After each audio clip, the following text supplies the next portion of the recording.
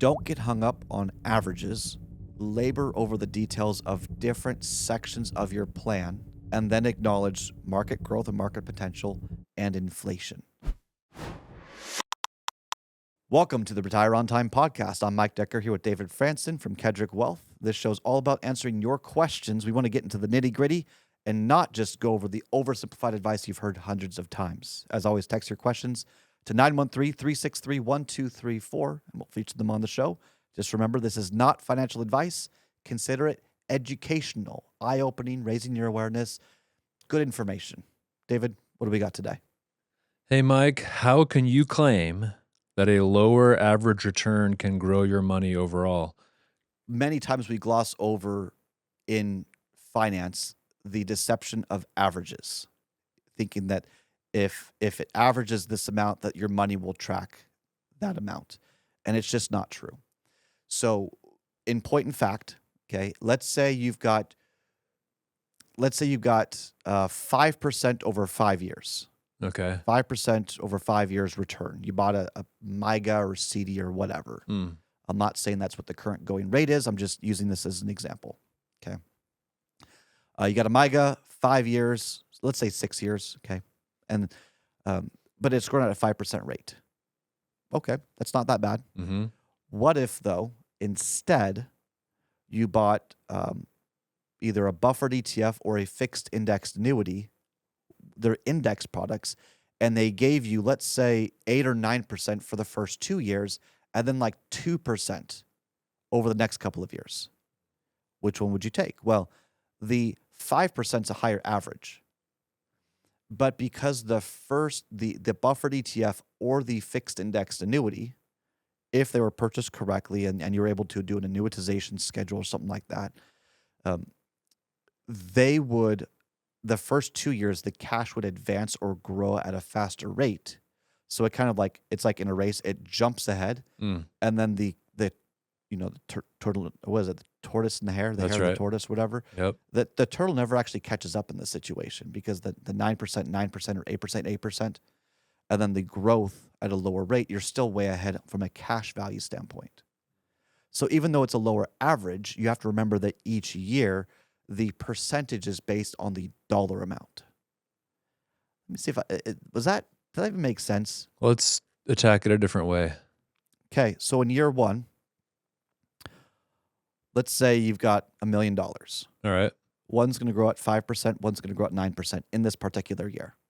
Okay, $1 million, 5%, what, $50,000? Okay. Okay, the 9%, you've got $90,000. Okay.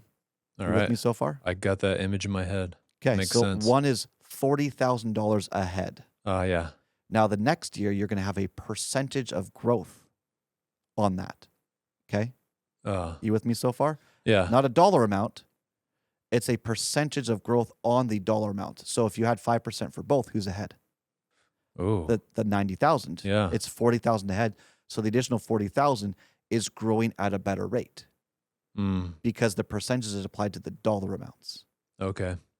So one way you can lie with statistics is by glossing over the dollar amounts and how it advances or goes down by just looking at the average percentages that washes out the dollar advancements or retractions, if that's the right word.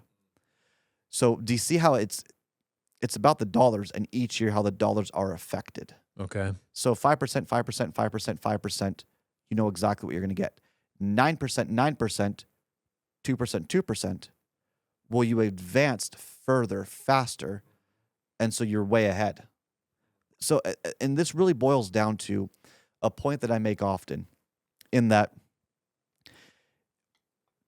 if you're going to retire tomorrow, you may want to create growth predictability for a part of your portfolio and have 1 to 3 years or so of you know exactly what you're going to get. Is CD ladder, a treasury ladder, or a MYGA ladder? Okay, let's say 4 or 5%. You know exactly what you're going to get there. And then maybe a part of your portfolio then is just ready, we call the bear market reservoir, right? If the markets go down after 3 or 4 years, that there's a part of your assets you can tap into that are principal protected, but they can't go down, but you can tap into income and it provides income for 3 to 5 years. You with Right. me so far? I am. So it's a second wave of income options. Right. But during those first 3 years, they had more growth potential. So instead of just laddering out 7, 10 years, and I've seen 20 years of a bond ladder. Mm-hmm. Instead of laddering all out in very fixed numbers, you have your second wave of income coming from index numbers, whether it's buffered ETFs with the max buffer. That's not principal guaranteed, in that buffered ETFs can lose money if the markets go down, let's say 60%, you might lose 10%. I'll be very clear about that. Only really fixed index annuities can have the 100% guaranteed on the downside. But how often does the market go down 50% or more in a 12-month period of time? I can think of like maybe 2 times in 100 years. Oh, So not likely, but it is yeah. possible. Anyway, so if you have something that can grow slightly better during those first 3 years, your dollars have a chance of advancing at a greater rate, which then gives you more money potentially. It's not guaranteed for then year 4, 5, 6, and 7. Mm-hmm. So do you Yeah. see how you're kind of sectioning off Yeah. different amounts? Yeah. So the ones that have the very consistent like 5% returns every year, they're just going steady, and they never have a chance to like catch up to the ones that jumped out of the gate really fast. If the markets are up. Oh, okay. If the markets are down, it would have been better to buy a fixed account. And so therein lies the conundrum. We don't know the future of the markets. Okay. But even if year 1, the markets tank and you got a 0 and then you got 9 or whatever, the 7%, you still can make up the difference. Oh, right. It just, it's an understanding of growth potential and the risk you're taking, and does it make sense? Uh-huh. So there's different ways to strategize with that, different ways you can blend different investments or products to make that happen. But the point being is, don't get hung up on averages. Labor over the details of different sections of your plan, and then acknowledge market growth and market potential and inflation. And that's kind of the key component here that when I talk about this, I'm really trying to hit home. Mm-hmm. If inflation gets out of control again, which it could, no one knows if the tariffs are going to have some delayed inflationary issue or if they won't. No one's going to know if Trump gets elected. I shouldn't say Trump gets, he already got elected. If Trump elects or nominates, who's the guy? He said it recently. The name slips my mind. Anyway, another Treasury Secretary, the new Fed chair. Fed chair. That's what I meant. Scott Bessent, I think, is going to stay as Treasury Secretary. But no, the new Fed chair has already been floated as the possibility. Now, whether it's him or not, maybe he's just playing a game with the media, getting a response. Who knows what's in his head? But Sure. if this person, whoever it ends up being, goes into the Fed and drops interest rates quickly, that could create hyperinflation. You know what really hurts when you have hyperinflation? Fixed products. Because they can't. They're stuck. They're static, and so they can't adjust at all. Or They don't. Yeah, inflation's when you run the economy too hot. So the markets are going up like crazy, but you're stuck at a fixed rate. oh, right. So this is where balance comes into play as well. You don't want to, in my opinion, set up 20 years of a bond ladder because of inflationary issues. Now 5 years of income, no problem, because that would require you to, or suggest that you would have other assets in the market that would offset the inflationary risk. So again, the question, the details, what matters is pay close attention to the annual return that you get, or the sequence of the return that you could get, for better or for worse. And then also pay close attention to how the cash value increases or decreases. And if you want to go on Excel or Google Sheets, or what's Apple's got? Numbers. Yeah. Does anybody really use that? It looks nice, but yeah. Whatever your sheet is Yeah.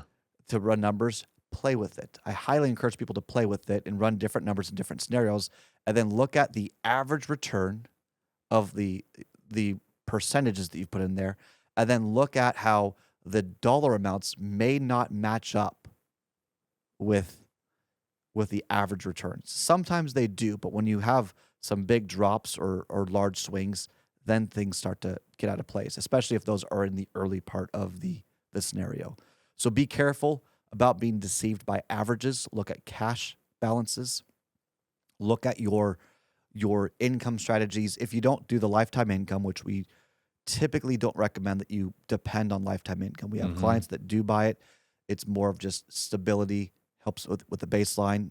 Got it, no problem there. But for those that really follow what's taught in the book, the bear market reserves, okay? Mhm. A lot of it hinges on having the first couple of years guaranteed fixed rate easy. The second wave is more able to absorb inflationary risks, and that's with buffered ETFs, index annuities. For the younger people, you might be able to use a cash value life insurance policy if it's funded correctly, if the death benefit is as low as you can make it, so the cost of insurance is low. A lot of nuance with that one, but there are a few products that would work in that dynamic situation, but they can work. But just don't get hung up on averages. Cash advance, not cash advance, the cash growth. Yeah.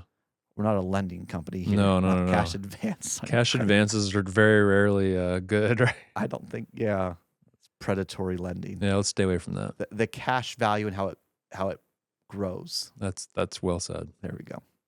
Thank you for enjoying this show. Don't forget to like and subscribe. It helps the channel as the channel gets bigger, whether it's on YouTube or wherever you subscribe to us via podcast. That helps us, which then in returns helps you by giving you more resources and so on. So make sure to tell your friends, like and subscribe. If you want help putting your plan together, whether it's with one of our workshops and or individual attention, you can always go to retireontime.com and click the button that says discover what's possible to get yourself connected with the right solution for you. As always, from all of us here at Kedrick Wealth, we want to thank you for spending your time, your most precious asset with us today. We'll see you in the next show.